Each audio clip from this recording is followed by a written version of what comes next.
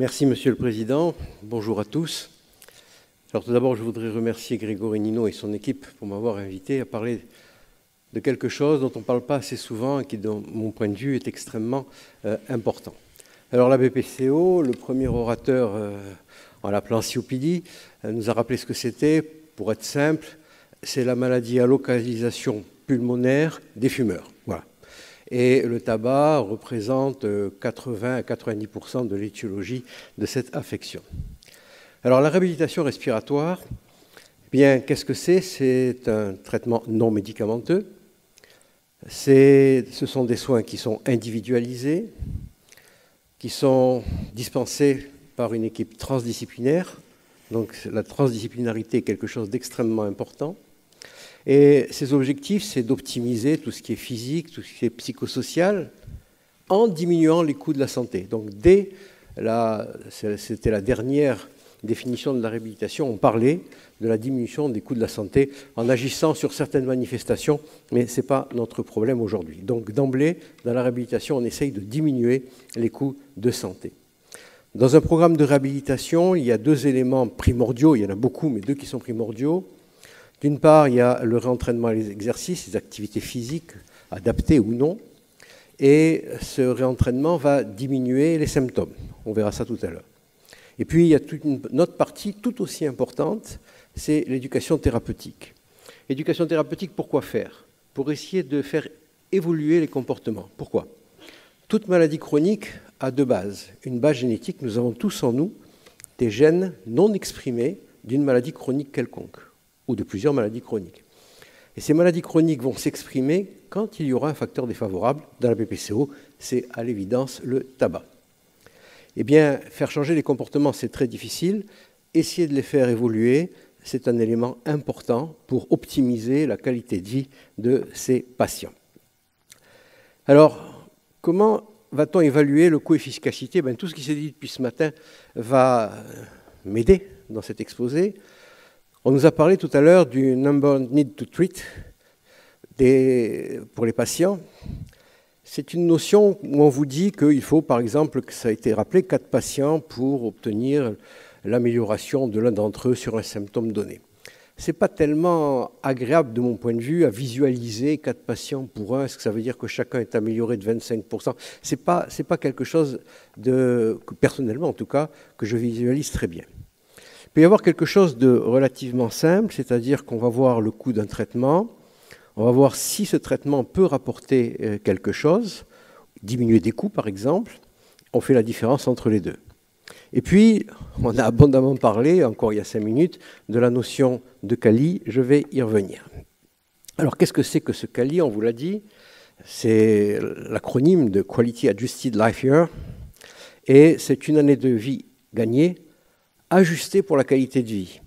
Ceci est très important parce que vous pouvez gagner, on a parlé de traitements anticancéreux par exemple, vous pouvez gagner du temps de vie, mais si c'est au prix d'une qualité de vie complètement catastrophique, est-ce que ça vaut vraiment la peine? Donc c'est bien de faire ces deux choses. Toutefois, l'échelle va de 0 à 1, où 0 est la mort et 1 est la qualité de vie absolue, qui n'existe pas évidemment. Et les échelles qui permettent de calculer cette échelle sont des échelles génériques. C'est-à-dire que c'est très très très général et que dès que vous vous intéressez à une maladie spécifique, comme la BPCO ou comme ça a été dit tout à l'heure, l'insuffisance cardiaque chronique par exemple, eh bien ces échelles ne seront pas assez performantes.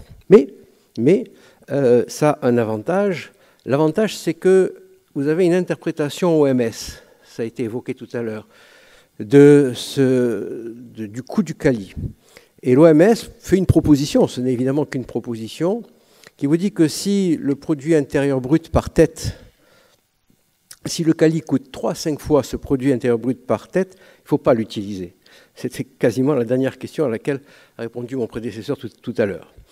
Que si c'est aux alentours du produit intérieur brut par tête, de la valeur du produit intérieur brut par tête, eh bien c'est un traitement qui est recommandable. Et puis on n'évoque jamais la possibilité d'un QALY qui ne coûterait rien. Mais nous allons voir que c'est possible. Mais bien sûr, c'est tout à fait improbable. Alors, tout d'abord, avant de parler du coût-bénéfice, du rapport coût-bénéfice de la réhabilitation, d'un traitement non médicamenteux, quel est le coût de la BPCO? Et j'ai voulu vous montrer deux époques, deux diapos. Dans cette première diapo, eh bien, vous voyez qu'en France, si on s'intéresse simplement au coût moyen d'un BPCO, dans l'année 2005, ce qui veut dire que ça avait été mesuré pendant l'année 2002 ou 2003, eh bien, le coût est environ, mettons pour simplifier, 4 500 € par an et par patient. Très bien. Mais regardez que curieusement, si nous prenons nos collègues suédois, eh bien, c'est quasiment 3-4 fois moins cher. Et si nous prenons nos collègues de Grande-Bretagne, il y avait quand même 4 études à cette époque, vous voyez que c'est exactement comme chez les Suédois. Or, jusqu'à preuve du contraire, et en tout cas je n'ai jamais vu d'études dans la littérature montrant que les patients anglais ou suédois étaient moins bien traités que les patients français. Donc nous coûtons 4 fois plus cher que les autres. Je pense que c'est un effet secondaire de notre système social extrêmement évolué, mais qui entraîne une consommation médicale, non seulement de la part des patients, mais également de la part des médecins. C'était ce qui se passait il y a 10 ans. Que se passe-t-il maintenant ? Donc c'est un travail qui vient d'être sorti, c'est le mois dernier, et c'est une étude qui s'est faite sur toute l'année 2011. Ce matin, il y a eu une question sur l'impossibilité de travailler avec les organismes officiels. Ça devient de plus en plus possible. On a accès au PMSI, on a accès à tout un tas de bases de données qui nous permettent de calculer, qui permettent aux spécialistes, je ne suis pas spécialiste, qui permettent à ces spécialistes de calculer ce qui se passe. Donc plus ça va aller, et plus nous aurons des données précises, du moins en France, sur le coût des patients. Et ici, vous voyez qu'il y a même le coût de la BPCO par rapport à des témoins. Alors c'est une base de données donc de la sécurité sociale, et dans cette base de données, on va prendre un malade BPCO pour 3 malades témoins. Ce sont tous des malades. Mais le BPCO est spécifique, les malades témoins sont pris au hasard. Vous voyez, c'est dans la fourchette de 1 pour 3. Eh bien, vous voyez que la dépense totale pour la BPCO va être de 9 400 € globalement. Pour les cas témoins, c'est aux alentours de 3 900 €. Donc le coût pur, je dirais, de la BPCO, c'est aux alentours de 5 500 €. Ça a beaucoup augmenté durant ces 10 années. C'est une augmentation extrêmement importante. Pourquoi ? Parce que dans la BPCO sont apparus de nouveaux traitements et qu'évidemment, ces traitements sont relativement chers, mais il n'y a pas que ça. Mais vous voyez qu'il y a une part importante des hospitalisations. Je vais avoir l'occasion d'y revenir. Une part extrêmement importante, ça doit faire du 30%, 35-40%. Dû aux hospitalisations. Nos malades présentent des exacerbations, des aggravations de leur pathologie à intervalles plus ou moins réguliers, et soit ils peuvent les traiter à domicile, donc c'est un moindre mal, soit ils sont obligés d'aller à l'hôpital, soit ils sont quasiment obligés d'aller en soins intensifs ou en réanimation, et évidemment, ça va coûter beaucoup plus cher. Alors maintenant, venons-en à la réhabilitation respiratoire. Eh bien, efficacité. On parle de coût-efficacité. Commençons par l'efficacité. Eh bien, l'efficacité de la réhabilitation dans les maladies respiratoires, la première méta-analyse a dû sortir dans les années 90-95 et la première année en termes d'évidence de médecine à la même époque. Là, je vous ai présenté les dernières données qui ont confirmé les précédentes et elles donnent toutes exactement la même chose. En termes d'évidence de médecine, vous voyez que la dyspnée, et la dyspnée c'est extrêmement important, c'est ce que ressent le malade. Le paramètre dont on se sert, c'est le VMS. Le VMS, ils ne le ressentent absolument pas, même si leurs bronches sont bouchées. Par contre, l'essoufflement, ils vont le ressentir. Eh bien, vous voyez qu'en termes d'évidence de médecine, c'est de niveau A. Il n'y a actuellement aucun traitement spécifique de la BPCO, traitement médicamenteux, qui soit de niveau A pour traiter la dyspnée. Ça vous donne une idée de l'efficacité de cette technique, de cet ensemble de techniques. La tolérance à l'effort, c'est la même chose. La qualité de vie. Quand on a commencé à faire de la réhabilitation, l'objectif, ce n'était pas d'augmenter l'espérance de vie. L'objectif, c'était simplement d'améliorer la qualité de vie, quel que soit le nombre d'années à vivre. Et puis on s'est aperçu en cours de route, au bout de nombreuses années, qu'on augmentait aussi parallèlement l'espérance de vie et de manière cliniquement significative, comme on dit. Vous voyez que la dépression, tous ces malades sont dépressifs, anxieux, dépressifs. Et vous voyez que la dépression est améliorée de niveau B. Il n'y a peut-être pas assez d'études en termes de dépression. Mais c'est un résultat qui est remarquable et un de mes amis dit régulièrement qu'on leur met un petit soleil dans la tête. C'est tout à fait vrai. Et puis regardez la dernière ligne qui est plus gras, qui est écrite en plus gras, les journées d'hospitalisation. Eh bien, elles sont divisées par 2. C'est considérable. Quand vous connaissez le coût d'une journée d'hospitalisation, les diviser par 2, c'est absolument remarquable. Alors vous me direz, mais pourquoi est-ce de niveau B seulement ? Le niveau B est un niveau très significatif, mais ce n'est pas le niveau A. Eh bien parce que la plupart des études sur la diminution des journées d'hospitalisation sont des études qui ont été conduites sur 1 an. c'est déjà pas si mal que ça. Mais pour qu'on puisse parler de niveau A, il faudrait les conduire sur plus de temps, par exemple sur 3 ans. Et il y a exceptionnellement des travaux qui ont suivi les patients pendant 3 ans parce que sur le plan méthodologique et sur le plan du temps, du travail de recherche, c'est extrêmement coûteux en temps de travail de recherche. Mais ça viendra progressivement, on commence à avoir des études à moyen terme. Mais souvenez-vous de ce résultat. Nombre de journées d'hospitalisation divisé par 2. Si donc vous réhabilitez un malade, vous allez diminuer le coût de sa maladie, le coût pour lui-même et le coût pour la société. Alors, quelques études. Une des premières de bon niveau qui a été faite. Cette première étude, eh bien, c'était ce qu'on ne fait plus maintenant. Le malade était hospitalisé en soins de suite et de réhabilitation, c'est ça que signifie SSR, était hospitalisé pendant 2 mois. Cette étude a été conduite au Canada par Goldstein et ça a été suivi par 2 mois de suivi en ambulatoire. Donc vous devinez que s'il y a eu 2 mois d'hospitalisation en centre fermé, évidemment, ça a coûté cher et 7 750 €, c'est cher. Donc actuellement, la recommandation, c'est 20 sessions, c'est-à-dire que si vous faites ça en centre fermé, 20 sessions, ça peut rentrer dans un mois d'hospitalisation. Donc déjà, le coût actuellement est diminué par 2. Et ils avaient raisonné en number needed to treat, et il fallait 4 patients. C'est un bon résultat dans cette manière de s'exprimer. Ils avaient constaté qu'il fallait traiter 4 patients pour améliorer la dyspnée d'un seul d'entre eux. Même chose pour la fatigue. Alors, c'était les premières études, donc qui avaient tout le mérite d'être des études sur le coût-efficacité. Mais l'hospitalisation était trop longue, et puis surtout, il y avait des choses peut-être plus intéressantes, bien sûr pour le malade, que sa dyspnée soit diminuée, c'est fondamental, mais en termes de coût-efficacité, pour la société donc, ce qui est intéressant, c'est de savoir le coût, et donc si les exacerbations, si le nombre d'exacerbations avait diminué, si le nombre de visites non programmées avait diminué, si le nombre de journées d'hospitalisation avait programmé. Mais c'était la première étude.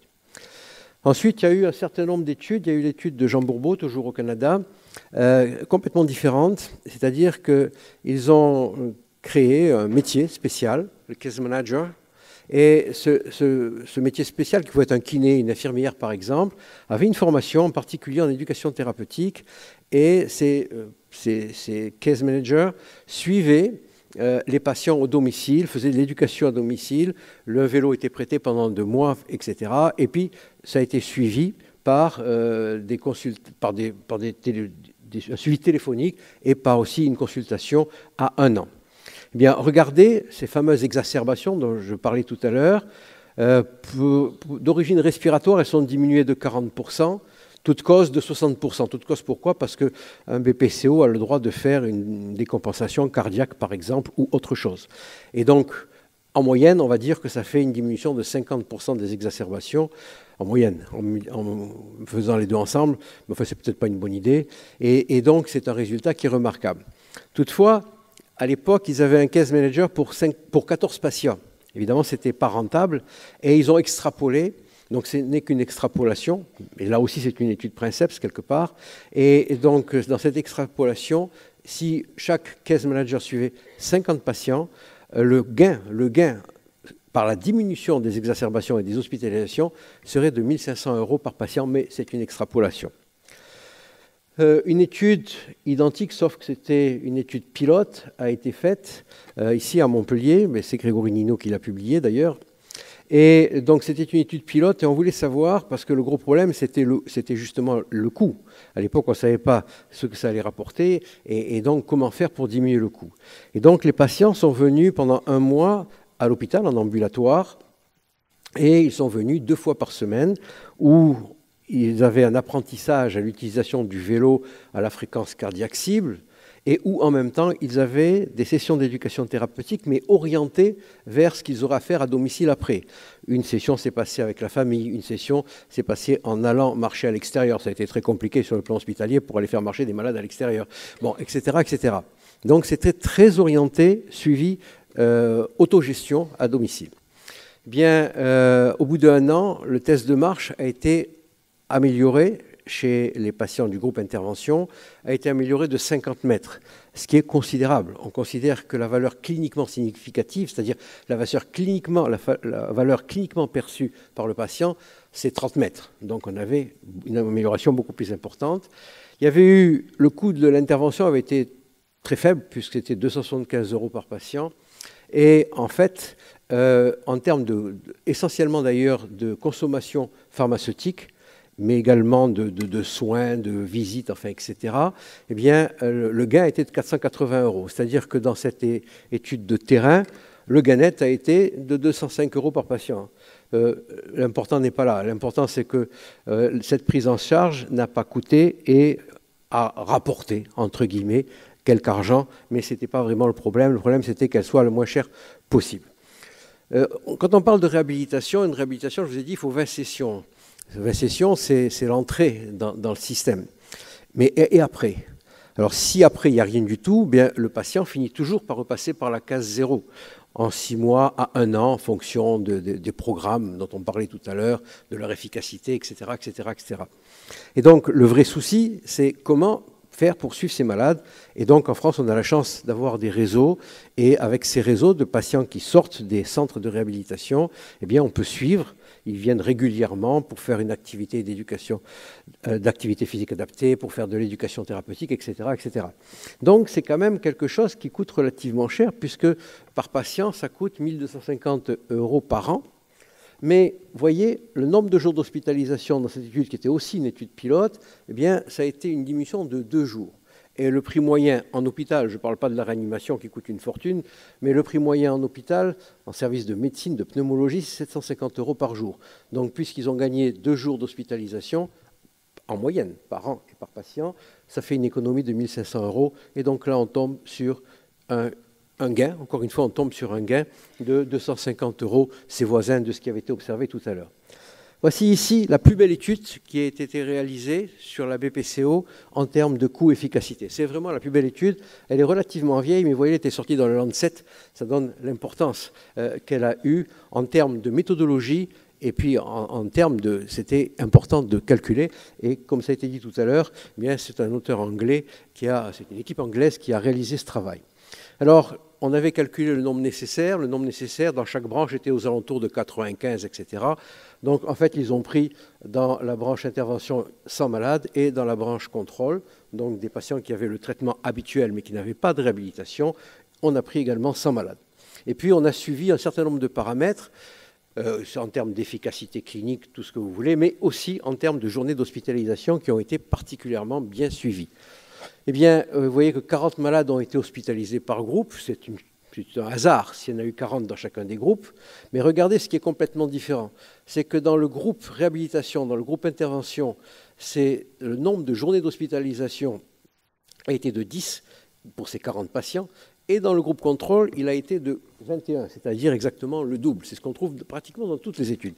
Alors, quand on ramène ça, non pas aux 40 qui ont été hospitalisés, mais aux 100 patients, évidemment, on a des chiffres qui sont inférieurs, 4 jours par an et par patient. Dans l'étude précédente, on avait trouvé 2 jours par an et par patient.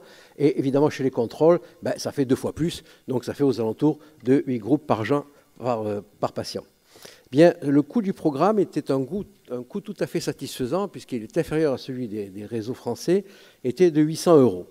Alors maintenant, qu'est-ce que ça a rapporté? Ça a été étudié en termes de CALI, c'est CALI dont on parle depuis ce matin, et donc le coût par CALI était inférieur à 0, puisqu'il y avait un gain de 170 €. Donc c'est une situation qui est totalement improbable, mais où on trouve un coût par CALI qui est inférieur à 0, puisqu'il y a un gain de 170 €. Et remarquez que là aussi, on trouve un chiffre voisin des chiffres que nous avons vus jusqu'à présent. Encore une fois, ce n'est pas tellement le chiffre, c'est le fait que le coût par CALI est un coût qui est, mettons pour simplifier, qui va être nul. Mais en même temps, non seulement on a amélioré le patient, mais également on a fait travailler des gens, on a fait travailler... Enfin bon, il y a eu des programmes qui ont été mis en route, donc ça joue absolument à tous les niveaux. Alors, j'en ai presque terminé, mais je voulais faire simplement un clin d'œil, peut-être en termes de coefficacité, en vous demandant de comparer simplement en parlant de prévention primaire. Ici, vous avez quelqu'un qui va 4 fois par semaine aller manger un petit peu n'importe quoi, qui va aller chez McDo par exemple, enfin je ne veux pas attaquer McDo, qui va fumer un paquet de cigarettes par jour, ce qui est la moyenne. Mon malade le plus important fumait 7 paquets par jour. Mais bon, là c'est un paquet par jour, j'allais dire c'est presque raisonnable. Et puis bien entendu, qui va avoir un certain nombre de maladies, donc il va être au minimum anxieux, il va être stressé, il va peut-être nous faire une hypertension dont on parlait tout à l'heure, qui est banale, etc., etc. Bien, pour son mode de vie, il va dépenser entre 5 000 et 6 000 euros par an, mettons 5 500 euros. Puis à côté, vous avez celui qui va manger sain. Donc ça va lui coûter un peu plus cher pour un repas, mais bon, et donc plus cher au total. Et puis il va s'acheter, ça c'est très cher, des baskets, une tenue de sport, il va s'acheter un baladeur. Le baladeur, c'est sûrement pas obligatoire. Bien, ça va avoir un certain prix. Et puis, comme c'est quelqu'un qui veut faire très attention à lui, il va prendre un coach. Maintenant, vous avez un certain nombre de coachs qui vous font de la prévention primaire. Alors, ils appellent ça médecine du mode de vie, enfin, on appelle ça comme on veut. Mais c'est de la prévention primaire, ni plus ni moins. Et vous voyez que, eh bien, celui-là, on sait qu'actuellement, il aura une espérance de vie de 5 ans supplémentaires à celui-là, et que ça lui aura coûté beaucoup moins cher. En conclusion, l'efficacité économique de la réhabilitation respiratoire est indiscutable et elle se fait par l'intermédiaire de la diminution du nombre de journées d'hospitalisation. Le CALI, si tant est qu'on mesure cela, mais c'est actuellement ce qui est utilisé, eh bien, il est favorable, il est même, d'une manière totalement improbable, positif. La réhabilitation qui est appliquée ici dans la BPCO, tout à l'heure on vous en a parlé dans les maladies cardiaques, ça se fait également dans le diabète, dans l'obésité, dans certains cancers, le cancer du poumon, le cancer du côlon par exemple, et c'est une technique qui va s'appliquer progressivement à toutes les maladies chroniques, en sachant que les maladies chroniques représentent 85% de la mortalité en France. Donc c'est quelque chose qui va se généraliser, et que ce quelque chose qui se généralise, il est comme toutes les autres thérapeutiques absolument indispensable d'analyser son coût-efficacité. Je vous remercie pour votre attention.